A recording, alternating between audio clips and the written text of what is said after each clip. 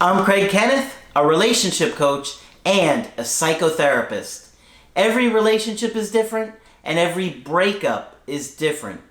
Work with me and you'll get professional help on your situation. And if you're in no contact, focused on personal growth, my workbook series, The Knowledge, will help you make changes like you've never made before. Available now at AskCraig.net.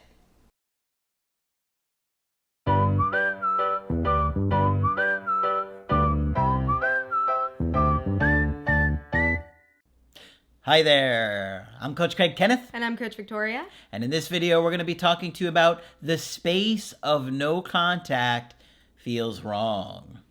It's hard to be away from somebody that you love and care about.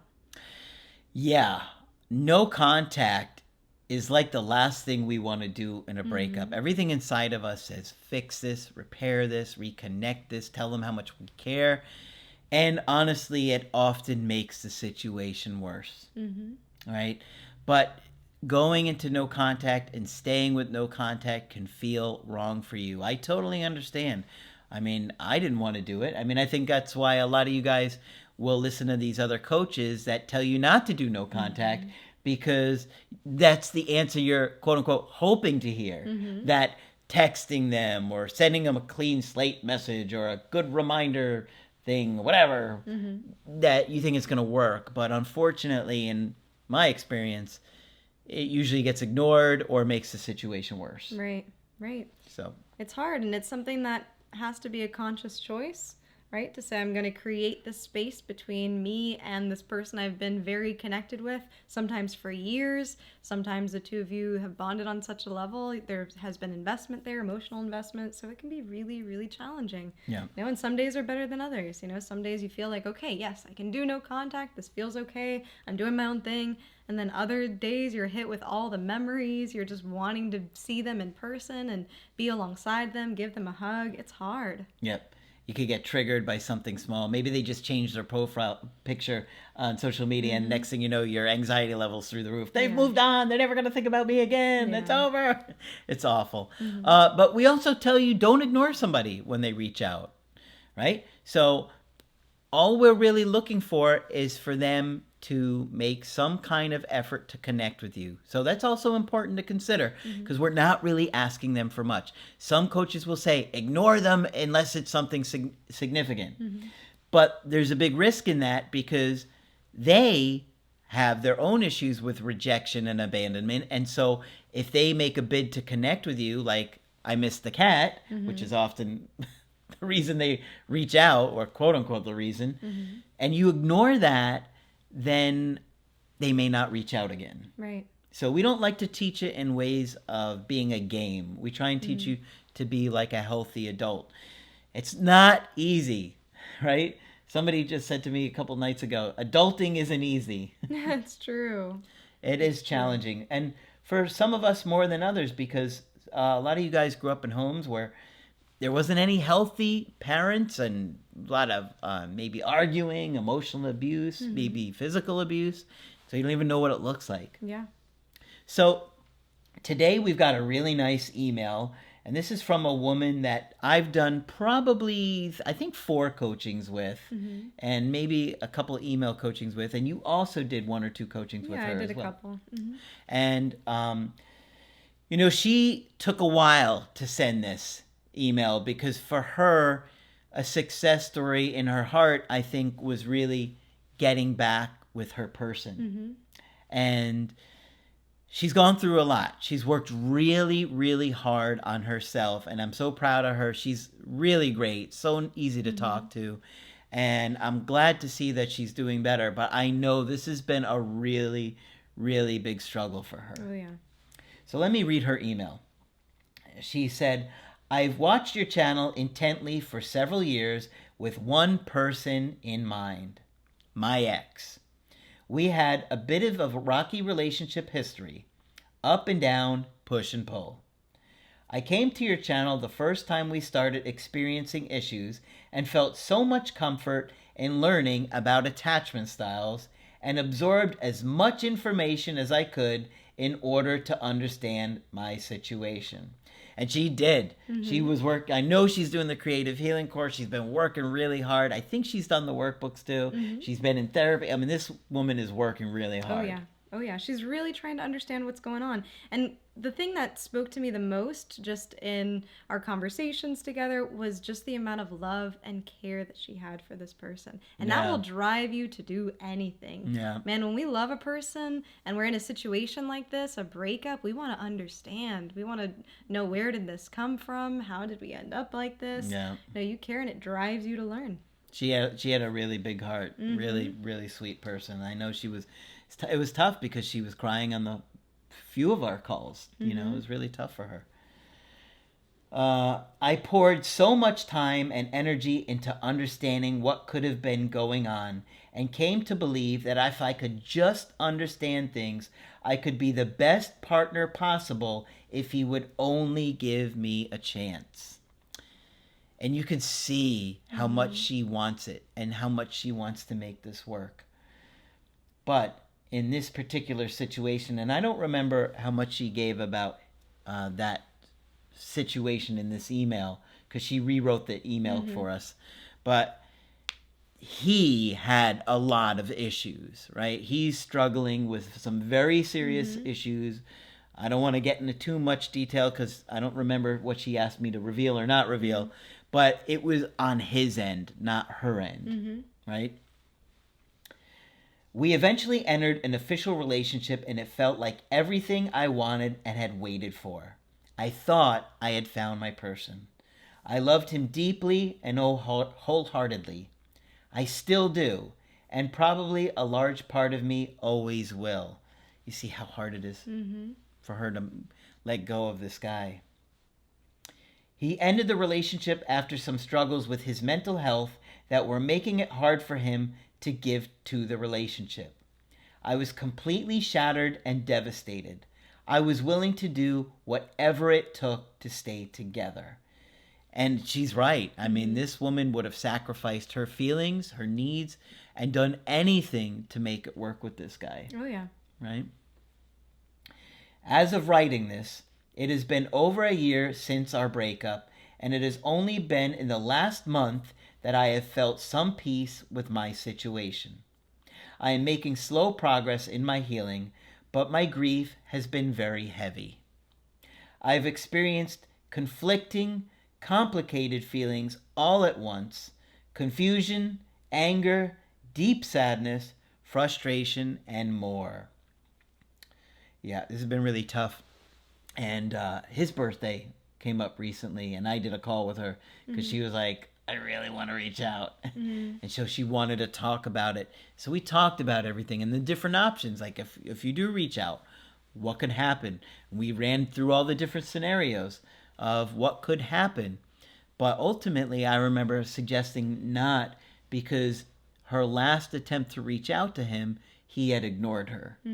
And he had been kind of mean. He had said some mean things to her, and when she really didn't deserve it at all. For most of the time since our breakup, I've longed to have our connection repaired in some capacity. He is my person, after all, and the space and silence that exists now between us just feels wrong. I bet a lot of you listening can relate to this. You know, when you have such a close relationship with somebody that has been through ups and downs, maybe you're a person who has been very, very patient with your partner, it feels all the more deeper, right? Because you have emotionally invested, right? And sometimes some of us have more of that tendency to be the nurturer to our partner, almost like the caregiver to our partner. Yep. So these kind of dynamics can come up, and they can really, really keep us in situations that might not be beneficial for us in the long term, right? We have this hope, we can see this person's potential, we get just that glimpse of what that pure bliss connection feels like, and that can be so just appealing, captivating, and it can be just the thing that you grasp onto. It keeps you hanging on when you're not really seeing your needs being met. Those things kind of don't even matter as much because you're so enthralled with, you know, this person and feeling in love and wanting this to be. But it's not healthy for her to sacrifice so much of herself to make this other person happy. She deserves to be with somebody who wants to make her happy as well.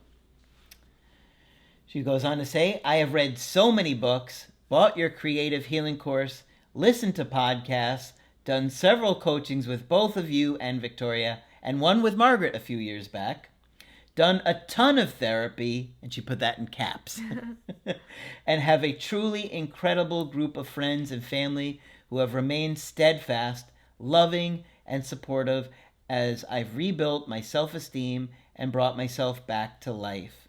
And she is such a great woman and easy to talk to. Like, as soon as I said who this was, you knew exactly who it was. And we both liked her a lot. We do like her a lot. She's just got so much to give and so many wonderful qualities. So you hate to see somebody going through this, who cares so much. And you just get the sense when you're talking to her, like, I want somebody to see your value. First of all, I want you to be able to see your value. So I'm really glad that she had said that she's rebuilding her self-esteem, that she's been able to restore her confidence. That is huge. When we talk about sense of self, being able to give yourself the things that you deserve, and if partnership is, something that she desires, to have somebody truly be able to see that and value that, be able to reciprocate what she can give, right? I could see that just being exponentially amazing. I hope that she finds that. I really do want her to be happy, regardless of what happens with this guy. So, what is the success in all of this? Do I still fiercely miss him and feel pain in my heart when I think about him? Yes. Do I wish things were different? Yes. Have I come to accept my situation? With much, much work, yes. The fact is, I was a really good partner, and I have a lot to offer. I now believe that I deserve to be cherished, loved, and invested in, with the same levels of energy that I pour into others. Having reciprocal relationships where my needs matter just as much as the other person's is now as important to me as the amount of love I have for the other person. I do deserve this. I didn't think these things mattered to me in the past. I used to think as long as I could be what my partners needed, I would be fine. And that right there, to me, is revealing of a core belief. Others are more important than me. Mm-hmm. So I wonder where that comes from. It sounds like she's been doing a lot of self-reflection. She's obviously been doing the course, self-help books, these kind of things. Therapy, coachings, everything. Yeah, so she's putting the pieces together and finally able to rewrite that script for herself. That's great. Mm-hmm. It turns out that didn't work out so well for me. My self-worth, self-esteem, and self-respect are back intact. Learning to give myself the same love that I give to others has been the success that has come out of this breakup for me. It doesn't make the pain or my love for him go away, but it elevates the love I have for myself to where I should have been all along. And I must say, it feels really good to value and respect myself so much. I don't think I truly would have understood this lesson on this level and really understood what self-respect means without this powerful, though heartbreaking, life experience. Wow. What a profound email to share with us. And I, for one, am so proud of her and all the work that she's done. And I wish her nothing but happiness. Her ex, unfortunately, has a lot of really serious issues.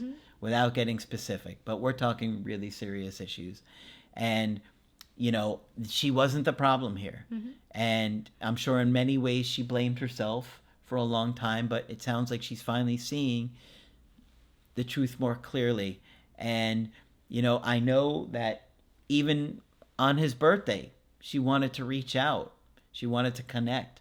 That no contact felt wrong because this is her person, But she didn't reach out. She decided not to because of thinking through all the things she might feel or experience had he not replied again. Right. And learning the value of self-respect is so important. This is why we tell you the work that you do now is something that can impact generations, right? I'm also glad that she said she's connecting with her social circle again.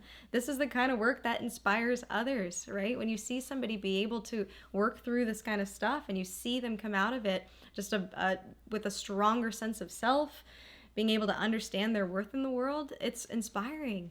So I'm really proud of all of her work here.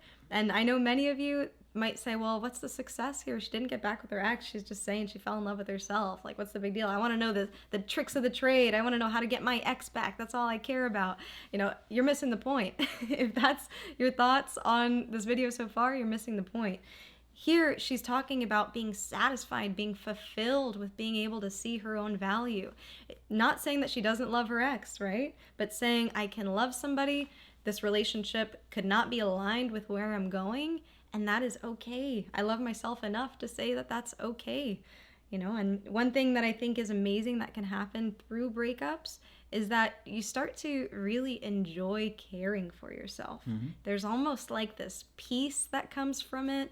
There's this just happiness with yourself, this gratification for being able to do those things for yourself. So I'm glad that she's been able to understand self-respect, self-worth on just that deeper level. It tells me that, you know, the work hasn't just been surface level. It's been stuff that's now integrated into her body, now integrated into her mind, and going to show in her behaviors and how she treats herself and others. Yeah. Because, you know, if he comes back, we have no idea who he's going to show up as, how he's going to show up with all of the issues that he has. And we don't want her to be in a situation where she tolerates whatever she gets just because, you know, she loves him. Nobody should do that. You have to love yourself. You have to respect yourself, because if you don't, the other person's just going to take advantage of you and think they can treat you poorly. People can sense those things. So it wouldn't be in her best interest to get back with this guy unless he's done a tremendous amount of work on himself and can show up as the partner she needs him to be. Right. And thinking about mental stability for years to come, right? If your mood is dependent on your relationship status, on if your partner's happy or not, on your partner's mood, then it's going to be very fickle, right? Your emotional health, your emotional state is going to be up and down, and you never know what to expect. It's going to be very anxiety producing, feel very unsafe. Yeah. So what she's done here is a lot of work on her emotional health to have that emotional stability moving forward. I think that's the greatest gift you can give yourself. Absolutely. She's a success story in my book. I could care less what happens with that guy. Yeah. I mean, I hope he does well for himself, but I'm happy for her. I want to see her happy. I know how hard this has been for her. You know, you can see it when you talk to her. You know, we've done a couple calls each with her. So you know it, you know, and hearing her where she's at now is far better off than where she was before. And think about where she'll be 6 months from now. You know, if she continues this kind of development and personal growth, she'll be feeling even better than she is now. So I'm happy to hear that she's doing better. Right. And she just might have liberated herself for just some of those next things that life has to offer. So this is a great success story in my book, because I really believe you don't want to make your success story based on what another person does. You want to make it based on yourself. Okay, it's nice when we get success stories where somebody does get back with an ex, of course. But that's not the only kind of success story, believe me. Right.